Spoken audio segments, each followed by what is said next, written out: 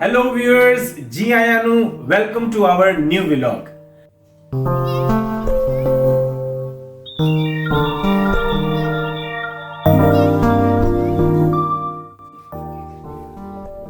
आज का जो पहला असाइनमेंट है जो कि मैं हर वीक में करता हूं वो है एक्वेरियम। हमारे पास एक छोटा सा एक्वेरियम है और ये बेटा फिश है, मिशेल की फेवरेट, इसको वो रेन कहती है।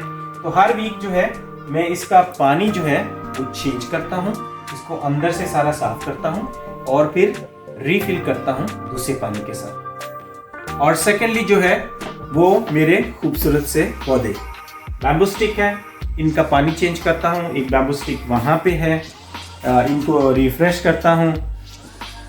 तो आए फिर एक्वेरियम का पानी चेंज करते हैं। बड़ी ज़रूरी बात आपसे शेयर करूँगा, जिनके पास ऑलरेडी एक्वेरियम है, छोटे हैं या बड़े हैं, कि एक्वेरियम का 100% पानी चेंज नहीं करना चाहिए। उसमें से 70% आप चेंज कर दें और 30% अंदर ही रहने दें। वो इसलिए होता है कि ऑलरेडी फिशेस आपको निकालनी नहीं पड़ती और अंदर जो है लाइव सारी चीज़ें हैं, उनको भी डिस्टर्ब नहीं करना पड़ता।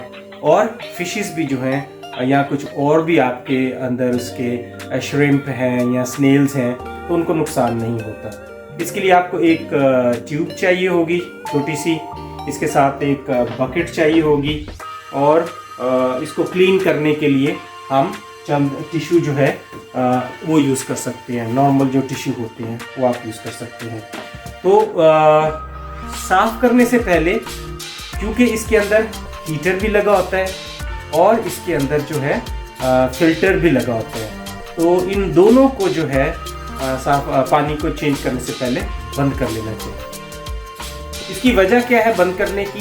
क्योंकि जब पानी का लेवल नीचे आ जाएगा, हीटर और जो फिल्टर है वो चल रहे होंगे, तो उसमें पानी की रोटेशन नहीं होगी, तो वो गर्म होके जल सकते हैं। तो चलें फिर स्टार्ट करते हैं। पाइप लेना है आपने और इसको सबसे पहले आपने इसके अंदर ऐसे डाल देना है। आपने ऊपर भी ध्यान रखना है और नीचे भी ध्यान रखना है, क्योंकि कोई भी फिश, श्रिम्प अगर इसके अंदर सक हो जाता है तो वो मर भी सकते हैं।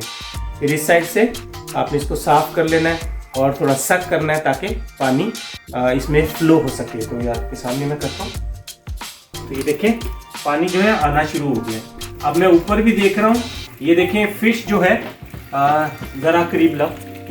और यहाँ पे अगर आप देखेंगे तो मेरे जो श्रिम्प है वो भी इधर ही मौजूद हैं, वो भी सक हो सकते हैं। वैसे तो शायद बच जाए, लेकिन वो ज़ख्मी हो सकते हैं, इसलिए पूरा ध्यान रखें कि श्रिम्प को और फिश को कोई नुकसान ना हो। तो ये देखें, अब तकरीबन 30% पानी रह गया, तो मैं जो हूँ इसको अभी इतना ही रहने दूंगा और इसमें फ्रेश पानी जो है वो मैं ऐड करूँगा, लेकिन उससे पहले मैं इसकी सफाई करूँगा। तो जो है इसकी कुछ एक्सेसरीज जो हैं वो उतार लेते हैं और ऐसे आपने एक टिश्यू लेना है साफ़ वाला और सामने से इसके शीशे को इस तरह से साफ़ करना है, क्योंकि जो भी इसमें एल्गी वगैरह लगी होगी वो साफ़ हो जाएगी। इस तरह जो है क्लीनिंग करने के बाद फिर आप कोई कप ले सकते हैं और आहिस्ता आहिस्ता जो है आप फ्रेश वाटर जो है इसमें डाल सकते हैं।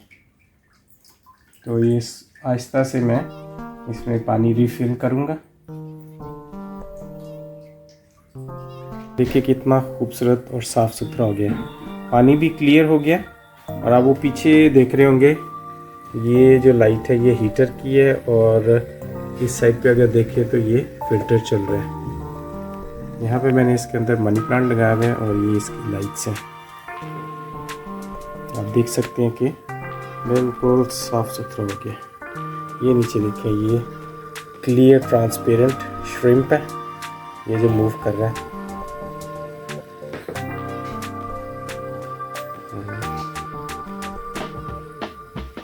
ये है बेटा, मिशेल ने इसका नाम रखा है रेन। वो देख लेंगे आप पीछे, ये ऑरेंज श्रिम्प है।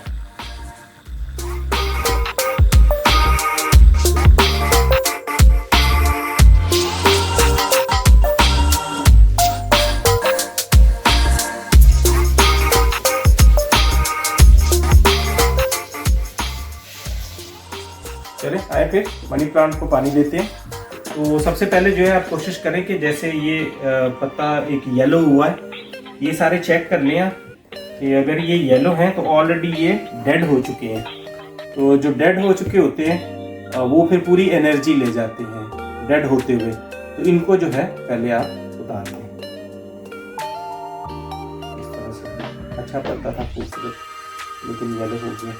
तो पूरी तरह से इसको चेक कर लें आप, फिर उसके बाद जो है आप पानी स्टार्ट कर सकते हैं। मैं जो हूँ इस स्प्रे के साथ करता हूँ, क्योंकि यहाँ जो मिट्टी यूज़ होती है वो पाकिस्तान की तरह की मिट्टी एक्चुअली जो है ना ओरिजिनल नहीं होती प्योर। यहाँ पे जो है कुछ चीज़ें मिला के फिर बनाया जाता है, तो उसमें पानी ज़्यादा देर ठहरता नहीं है, वो जल्दी से सीप आउट हो जाता है।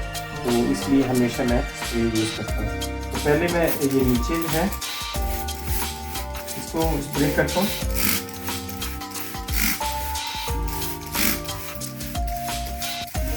और ये जो इसके साथ बैम्बू लगा हुआ है इस पर भी पानी डालना चाहिए, क्योंकि इसकी जो कुछ रूट्स होती हैं वो इसके साथ होती हैं, तो उनको भी पानी मिल जाता है। नीचे से पानी ट्रैवल करते हुए थोड़ा मुश्किल हो जाता है।